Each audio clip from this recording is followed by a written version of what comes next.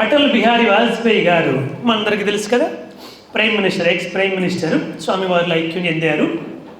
వారు ఆర్ఎస్ఎస్లో ఉన్నప్పటి నుంచి కూడా స్వామివారి దగ్గరికి వచ్చేవారు. స్వామివారి భక్తులు వారు కొంతమంది భక్తులతో కలిసి ఇంటర్వ్యూ రూమ్లో ఉన్నారు.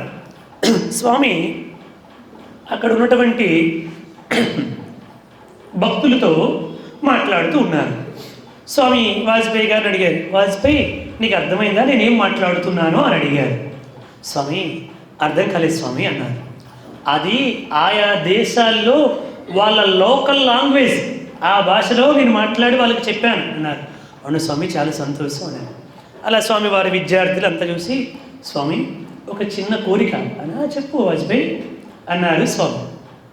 స్వామి మీ విద్యార్థులు చాలా డిసిప్లైన్గా, చాలా చక్కగా, చాలా సమర్థవంతంగా, మంచి నాయకత్వ లక్షణాలు కలిగి ఉన్నారు కదా.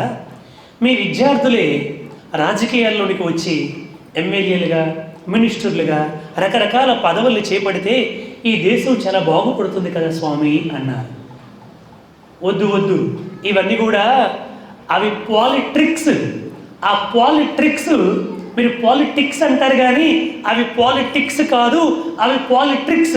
ఆ ట్రిక్స్ ఏవి కూడా నా విద్యార్థులకి తెలియవు. వాళ్ళది లేత మనస్సులు, నిష్కల్మసమైనటువంటి మనస్సులు, వాళ్ళని అలాగే ఉండని అన్నారు సత్యసాయి పరమాత్ముడు. ఈయన మరి కొంచెం ముందుకు వచ్చి, స్వామి ఏమనుకోకపోతే మరొక చెప్పు వాజ్పేయి. స్వామి మీరే ఈ దేశానికి ప్రధానమంత్రిగా ఉంటే ఈ దేశం ఎంతో బాగుపడుతుంది కదా అని అన్నారు.